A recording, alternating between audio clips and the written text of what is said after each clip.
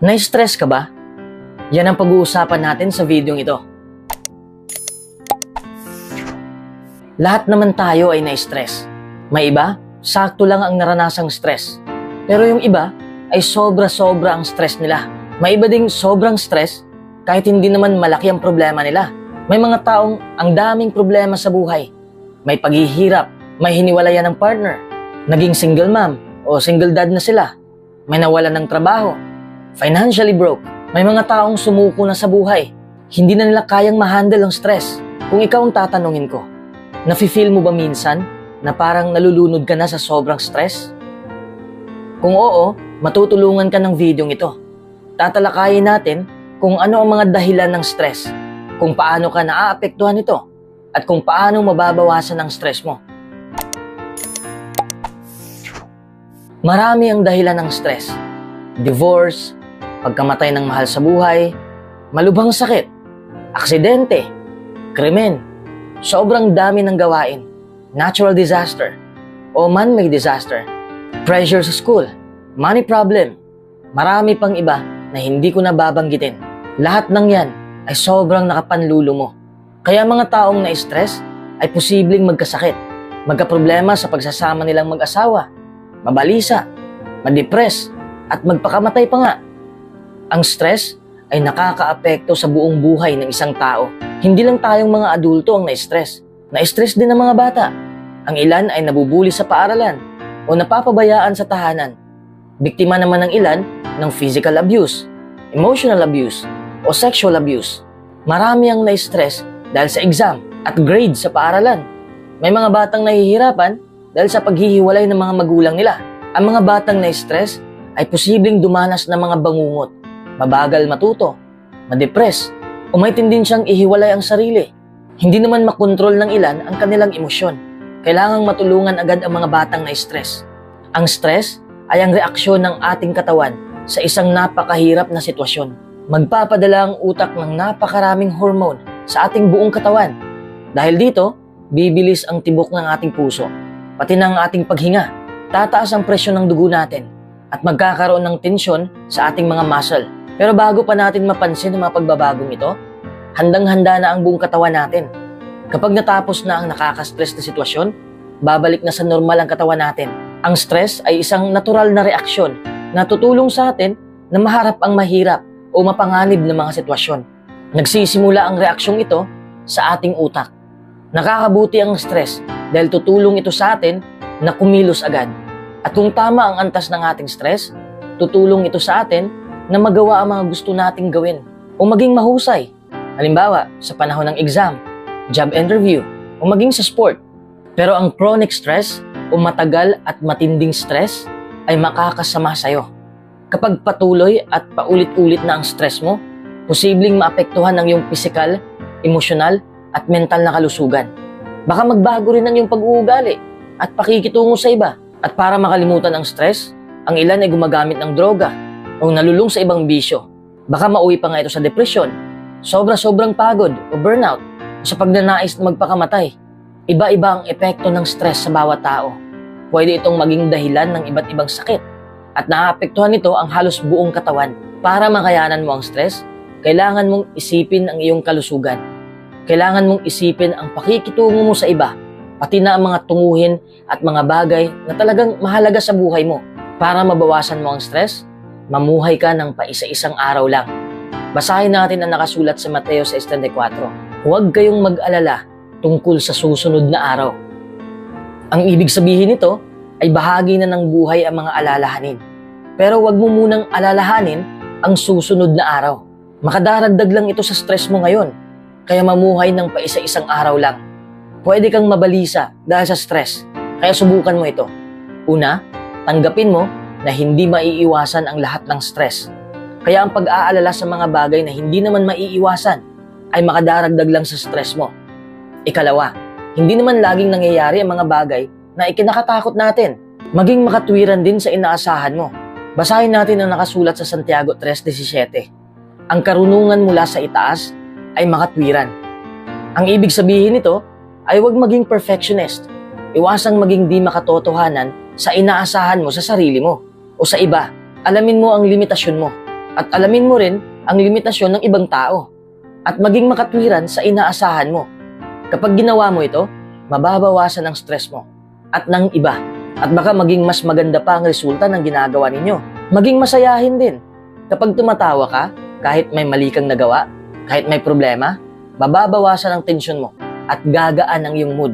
Hindi ka makakapag-isip ng maayos kapag negatibo ka. Kaya relax ka lang. Dapat alamin mo kung ano ang nagpapastress sa'yo at tingnan ang reaksyon mo. Basahin natin ang Kawikaan 17:27. Ang may kaunawaan ay nananatiling kalmado.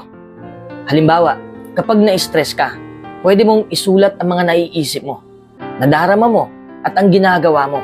Kung alam mo ang reaksyon mo kapag na-stress ka, mas mahaharap mo ito ng maayos. Pag-isipan mo din kung paano aalisin ang mga bagay na nakakapagpa-stress sa'yo.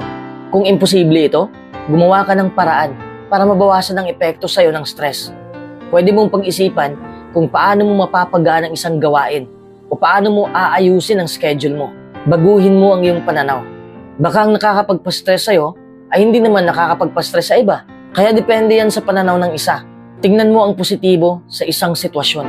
Huwag kang mag-focus sa problema. Lawakan mo ang iyong pananaw. Tanungin mo ang iyong sarili. Mas lalala kaya ang problemang ito bukas o sa susunod na linggo? Alamin mo kung ang problema mo ba ay simple at pansamantala lang o kung magiging malaking problema ba ito sa hinaharap. Sikapin mong maging organisado. Basahin natin ang unang Korinto 14:40. Mangyari nawa ang lahat ng bagay ng disente at maayos. Gusto nating maging organisado sa mga bagay-bagay. Pero kung magpapaliban ka, madaragdagan ng stress mo. At baka humaba lang ang listahan ng mga gawaing hindi mo natatapos. Kaya dapat may schedule ka at sundin mo ang schedule mo. Alamin mo at itama mo ang mga ugaling nagiging dahilan ng pagpapaliban mo. Para mabawasan mo ang stress, dapat balanse ang buhay mo. Basahin natin ang Ecclesiastes 4:6.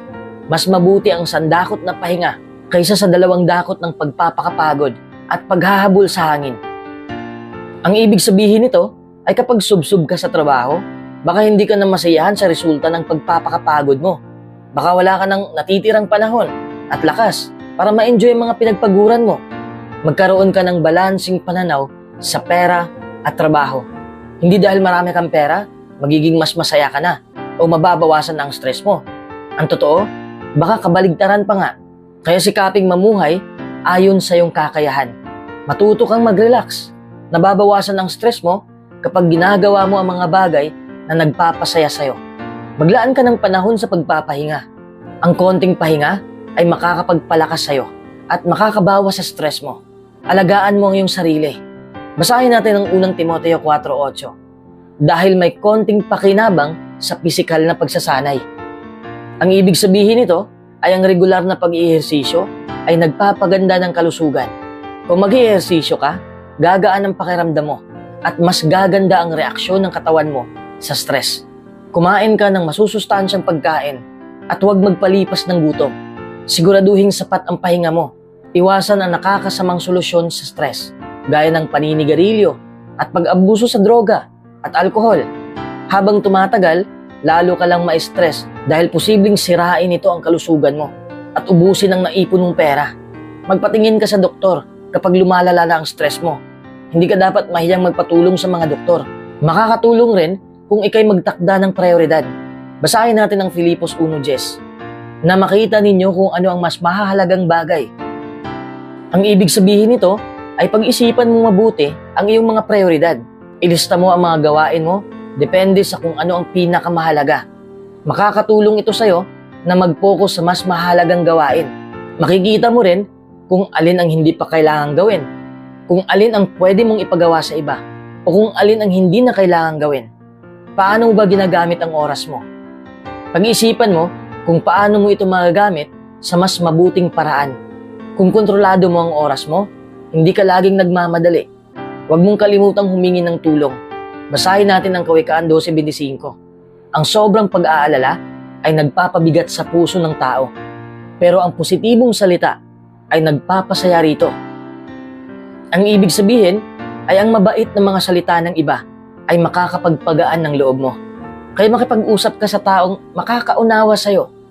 Baka matulungan ka niya na tingnan ang mga bagay-bagay sa ibang anggulo O makahanap pa nga kayong dalawa ng solusyon. Kapag nasasabi mo sa iba ang niloloob mo, gagaan ang pakiramdam mo. Kaya't huwag kang mahiyang humingi ng tulong. At syempre, huwag nating pabayaan ang ating kaugnayan sa Diyos. Basahin natin ang Mateo 5:3. Maligaya ang mga nakauunawa na kailangan nila ang Diyos dahil mapapasa kanila ang kaharian ng langit. Ang ibig sabihin nito ay hindi lang pagkain, pananamit at tirahan ang kailangan natin. Kailangan natin ang Diyos. At para maging masaya, dapat na maging palaisip tayo sa kaugnayan natin sa Kanya. Malaking tulong ang panalangin. Iniimbitahan ka ng Diyos na ihagis sa Kanya ang lahat ng iyong alalahanin dahil nagmamalasakit siya sa iyo. Ang pananalangin at pag-iisip ng mabubuting bagay ay tutulong sa iyo na magkaroon ng kapayapaan ng isip. Magbasa ka ng mga publikasyon o manood ka ng mga makabuluhang video na tutulong sa iyo na mapalapit sa Diyos. Ang mga prinsipyong tinalakay sa video ito ay mula sa Biblia na isinulat para matulungan tayong mapalapit sa Diyos.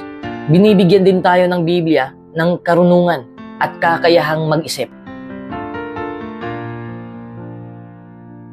May malaking pagkakaiba sa pagitan ng panandaliang kagalakan at pangmatagalang kaligayahan.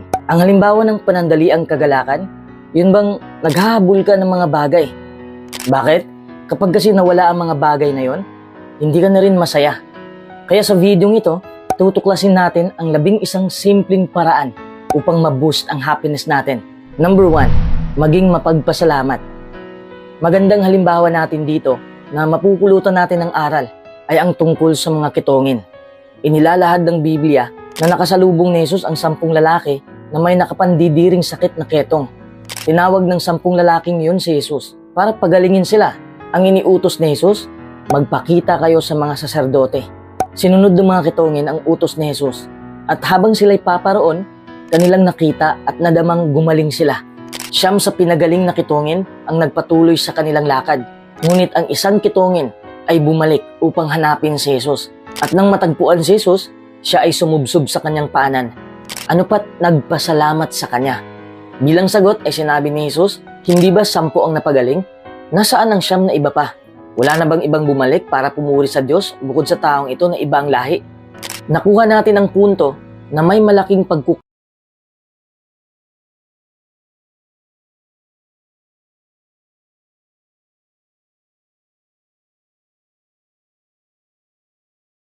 pagkakataon upang gawin yon. Pero bakit hindi natin masabi? Napansin mo ba nung nagsabi ka ng salamat sa tao? Anong naramdaman mo nung sinabi mo yon?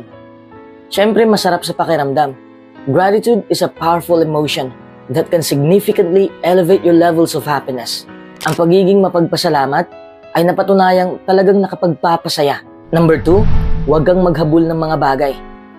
Alam mo, the more na naghabol ka ng mga material na bagay, the more na maging miserable ang buhay mo. Bakit?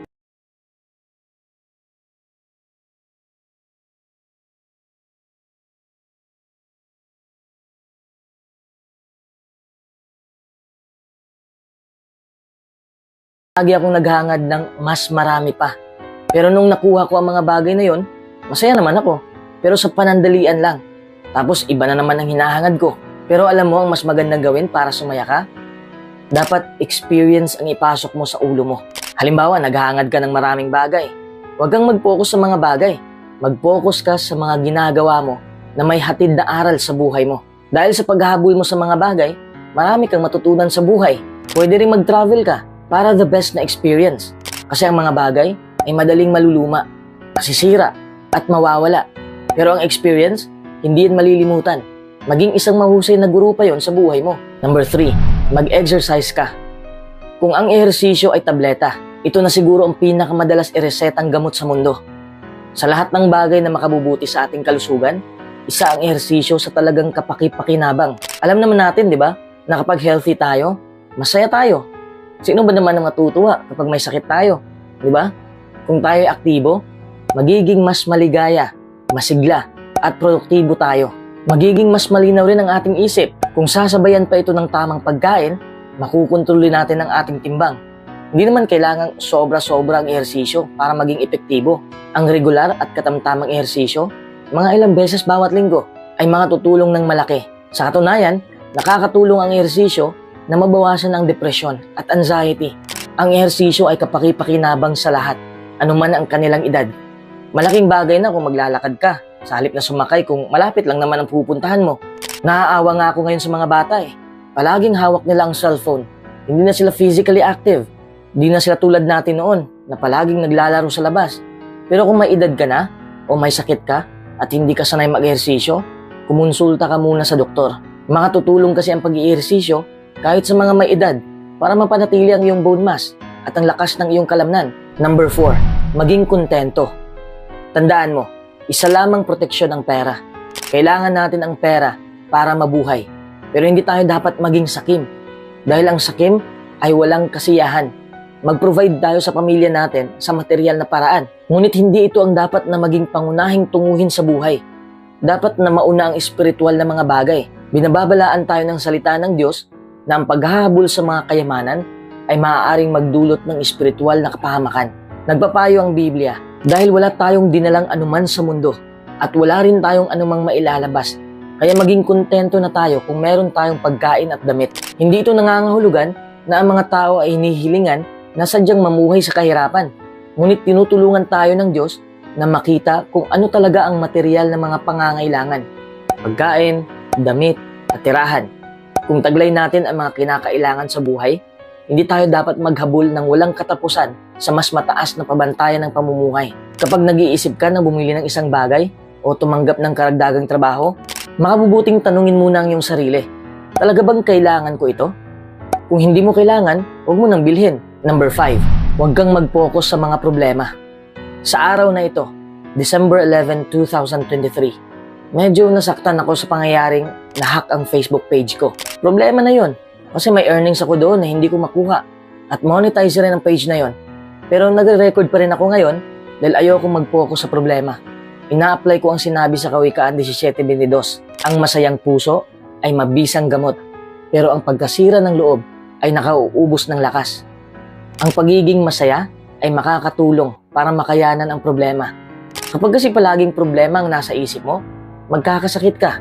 At paano ka magiging masaya kung may sakit ka? Kung magpo-focus tayo sa mga problema, laging pangit ang araw natin. Ayoko munang isipin kung maibabalik ko pa ba ang page ko o hindi. Ang lagi kong pinagpukusan ay buhay pa ako. Marami pa akong magagawa.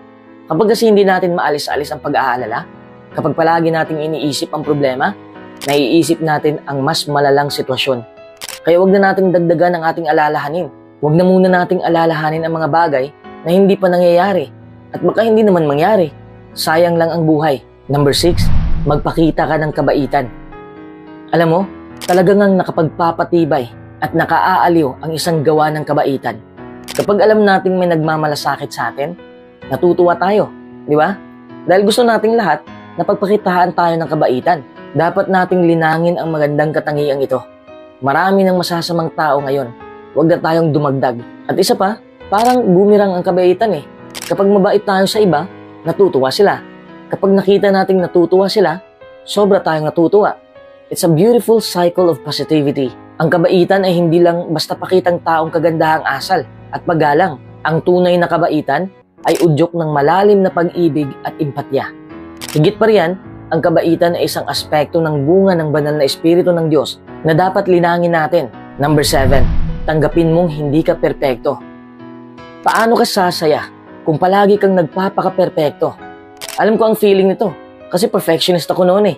Ayoko magkamali. Magagalit ako sa sarili ko kapag may palpak akong nagawa.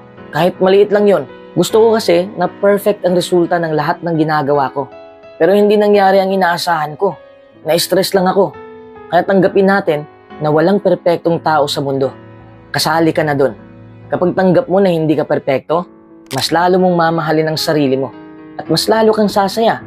Ayos lang kung magkakamali ka. Ayos lang na may kapintasan ka. Ayos lang kung wala ka pang alam. Huwag mong i-pressure ang sarili mo. Di ba sabi ko kanina na ayos lang magkamali? Pero hindi yung pagkakamali na paulit-ulit. Lalo na kung ang pagkakamali ay mga seryosong bagay tulad ng drug addiction, weak moral character, cruelty. Hindi pwedeng tanggapin na lang yan dahil masamang gawa yan.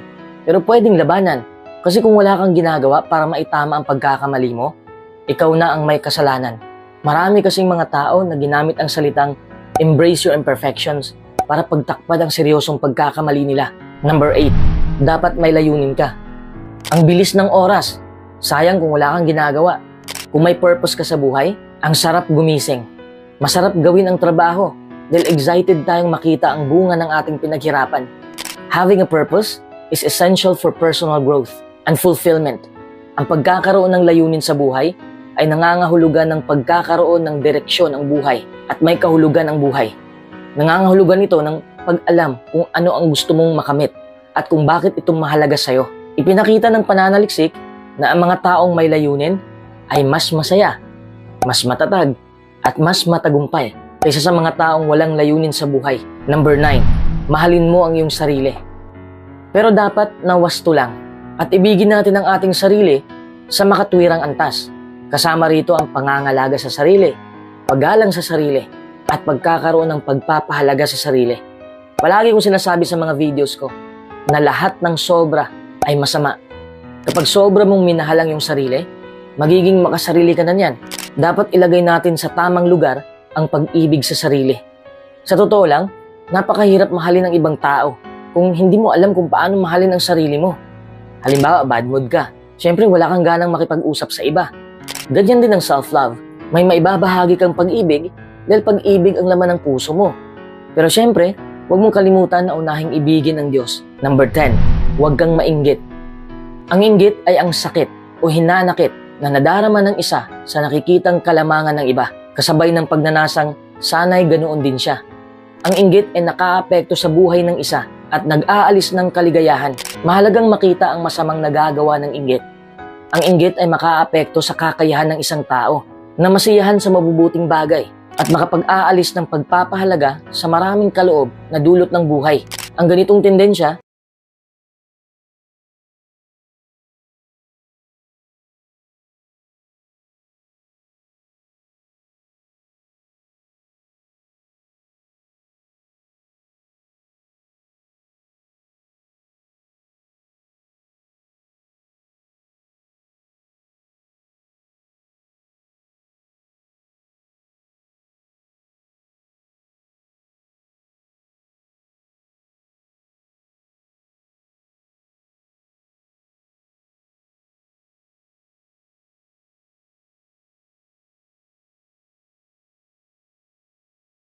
harap natin ang mga problema.